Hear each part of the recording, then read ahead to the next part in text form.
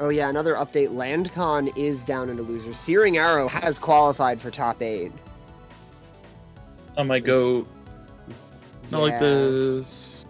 Well, I mean, we did see how hard Searing Arrow fought to get into that spot, so just, I suppose, kept the momentum up. Here we go. We've got our It is. Our next match coming up. We've got Lone representing the Maypul versus Merp on that Wrastor. I think our first Wrastor today, which is pretty surprising. Yeah, this matchup we see a ton. This is our first Wrastor of the day, that is correct, but we have seen quite a bit of Maypul, and I am familiar with both of these players. I've seen what Lone does, I've seen what Merp does, and I think we're in for a pretty good one. I'm always excited here to get into these new sets. You know, early on, Merp setting the tone, basically saying, you know what, I'm not going to mess up with those top of those platforms. I'm staying as grounded as a bird can. You know, I'm not letting Maypul shenanigans take me down.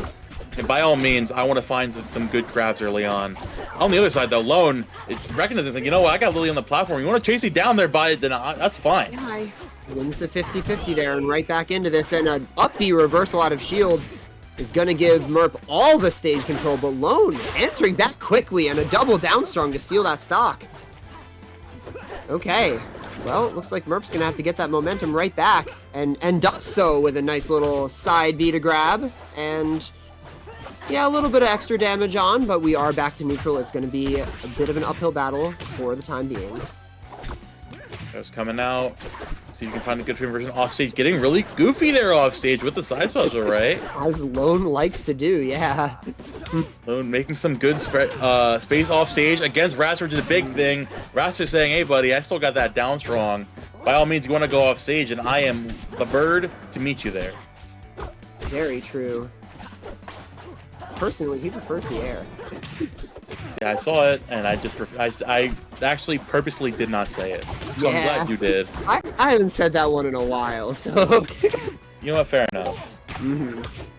Well, there we go. Don't get to see a lot of Wrastors too often.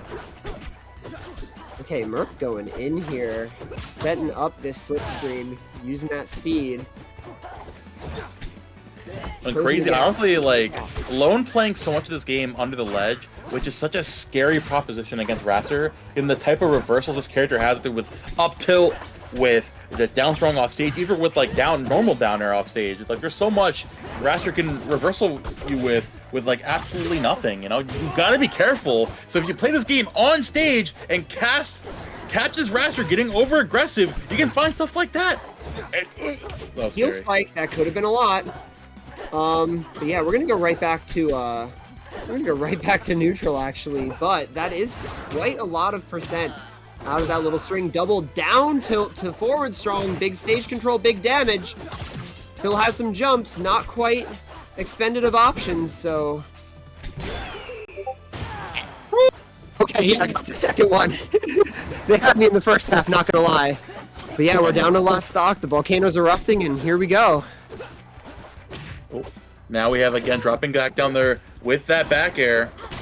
Sitting up there with the slipstream, but not going to get anything off of that. I feel like Merp has not gotten a single decent slipstream all game, because, again, the constant pressure from Lone has been so good. As long as we keep this pressure centralized on stage and not let Merp give away that stage pressure to Merp for free, I think we're okay.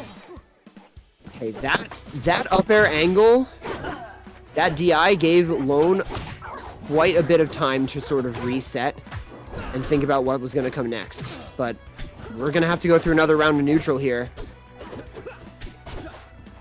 Way back there, Lone getting really active around these top platforms. Very true. A lot of these side specials, a lot of this tricky movement, trying to get the seat on. Big uppers coming out from Merp. Not looking to close it out just yet. Big slipstream again. Can we close it out here soon? Not gonna find anything off of that. Playing very patiently around the shield. Lone overextending there with the dash attack. Wonderful DI though. Still staying in this. Dodging the down strong. Still not gonna do anything just yet. Looking to make it back. Dig neutral special there. Gonna get hold that up tilt there. Still isn't gonna close it out. And now we have Lone gonna find the up tilt. And Merp, I think can make it back. No, Merp's you out of are options. not. Wow, that's that is one of the hardest ways to defeat a Wrastor, to limit those jumps, to get rid of those options, and force Merp into picking the more committal, neutral special and up special recoveries. Yeah, hard fought and well earned from Lone, but I'm really looking forward to seeing what comes out of this game too, considering one, Merp has the counter pick, and two, just the amount of effort it took out of Lone to take Merp down at the end of that game one is that's got to tire you out. It's got to be so much more in game two that you have to work towards, because that fatigue is going to start to wear on you. 100%. Here we go into this game two on Tempest Peak. I feel like in this stage especially, you don't want to get crazy off stage. You have a lot more of a privilege to be playing underneath those platforms. You get more being able to play the typical Maypul game as we're sitting up here. Unfortunately, that does mean you get a lot more of that momentum off of those slipstreams. Big pick up there into the up special though. Lone sitting up there with the Lily and catching Merp on the back foot. Let's see if Merp can get started here. Yeah, so far Lone with this percent lead, but it's not like Merp hasn't been once again making it pretty difficult. And the DI up out of the up air again, it's gonna have to be Nair. That is also like that being prepared to deal with that confirm is already going to make Lone's life that little bit harder. And we're still right back to neutral. There is so much hit for hit here in the back throw tether Nair. I can't say I expected that. Yeah. Pretty good stuff there. Now, Lone sitting here with a pretty comfortable lead, looking to find that footing again here in center stage. Slipstream set up. Merp wants to take advantage. Going to find that back air into the up tilt, which isn't going to close it out just yet. We're going to catch you off stage again on the side special. The tether still going to save you. Getting that down special again into the up special. The special I love hit, that. and that's going to close it out. Gets up to Merp.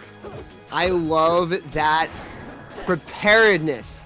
Keeping the space, having the slipstream out so you know you can close the gap, seeing the roll and reacting with down B, up B.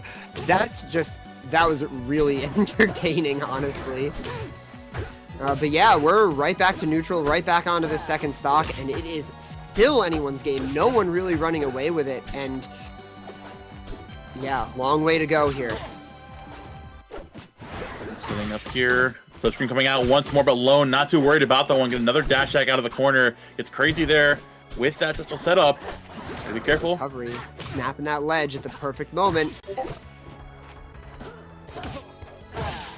Lone with the edge guard deep with the weak neutral air to forward air. 68% or something like that. Just, yeah.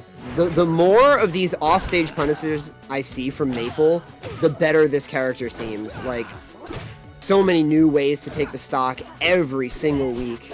These Maypul players are getting good. Big back air coming out from Merp.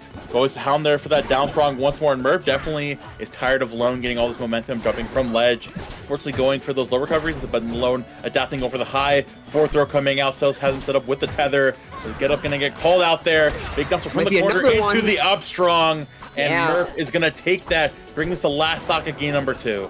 A bit more riskier of a down B, but with the options Lone was picking, I honestly don't blame them. That was a momentum shifter for sure, and an easy way to seal out that stock and get it right back into your favor with the 5 up airs. Big damage coming out from Merp. Absolutely deadly juggle here for Merp, and that is game 2. Okay. Wow. Turned up on that final stock. Huge juggle. The counter pick working out too at the end. The stage choice massively benefiting that damage gain on that early combo. And, well, it's not over, but that is a statement. We're going into game 3, and it's Lone's pick. Uh-huh. Wait a second. Okay, I was thinking, I was like, you're waiting on that character select screen a little too long. Are we going Olympia? No, we're going back to Maypul. Good to know that it's in the back pocket at least. But as we go into game 3, a lot to consider here in terms of stage, either how Lone wants to stick with the same game plan, or at least mix it up a little bit more. They bring this to hard. I mean, there's no offstage game really to be had here on the stage, and like the only one offstage game is in the form of reversals. You know, you can't really force that as Maypul. So we're gonna be taking a lot more of this to the platforms and straight up keeping this grounded. So I feel like Lone is definitely setting up a lot more of a straightforward plan for this game 3. I like this merchant port pick from Lone because it gives a lot of space for Maypul, but it doesn't make it so that the stage isn't like too big. And the platform layout is nice. Remember what I had mentioned with, the up B cancel. Actually, hold on, Lone's cooking. Let me get back to that later. But Merp making it out of the jungle with that airspeed. Well played. Keeping up the pressure. Oh, Lone relentless here, but Merp finding a counter hit. Big damage, big control. Hang on a second. This game is turning up. Go on. He's not going to find the down special just yet. Now, Lone looking for the anti-air with that up, setting up Lily on the other side of the stage as well. Merp going immediately all the way to the other end, setting up that slipstream. Looking to get back in there with the back air on shield. Forwarder coming out as well. Not going to find that up strong. Going to find that up special out of shield. And taking first stock here of game 3. Okay, Merp. That's another big statement up B there. And really both of these two, when they get their momentum now, are just like they're kind of like tuned in. Like they're comfortable in their controls, they know what they're doing in the matchup, and it's like just like that, the execution's so tight, and Lone evening it right back up. I'm really enjoying this stage pick for honestly both of these players. What I was going to say earlier is that I thought it would benefit Lone because of the platform layout. I didn't think that Merp was going to be able to get what Wrastor got out of Tempest Peak on this stage. But in general, it's just become this sort of like win neutral and explode them kind of game. It's very open in the middle. Very almost platformless gameplay. 100%. Now we're setting up here again. Merp looking to cover you on those platforms. See Lone constantly trying to back off and reset from those platforms, and Merp getting back up there, matching the energy, same with the slipstream, and getting up there so quickly. Lone, of course, going to find that F-tilt, get you all the way out there, setting up here with that shield, being careful to avoid the Wrastor nonsense. I'm loving these anti-air forward tilt pokes. They're so safe, trying to make sure that Merp is kind of scared to go in from that angle. And good catch from Merp, but we were right back to neutral, I think? Okay, that's a lot of damage, it's a lot of control, but we are back to neutral, and Lone's able to make it back to the stage. Tough landing. Yep, not going to find the enough little shield just yet. The tether into Nair is going to do it. Yeah. Very good stuff to Lone. Now looking to get back into this on this last stock. One stock away from moving forward through pools into the top 8. Gotta be careful with that back air on shield as well. Big jab, pressuring. Jab. Everyone's favorite combo. That's definitely not true. I call that one the pirate shanty right there. Oh, true. Coming out, being crazy there with that shield. Nair into the dash attack again. Lone finally turning up here in advantage state.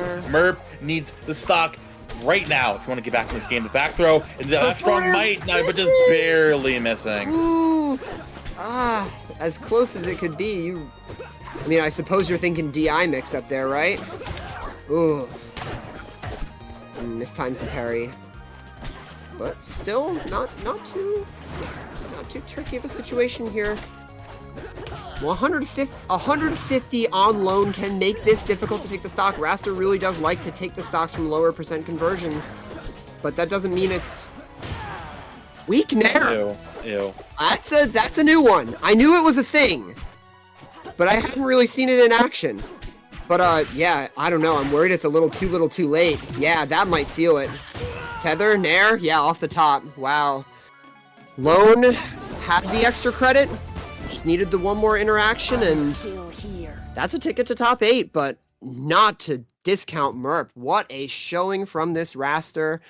Really excited to see more of where Merp is going with this character, and also has a shot to make it into top 8 from losers too.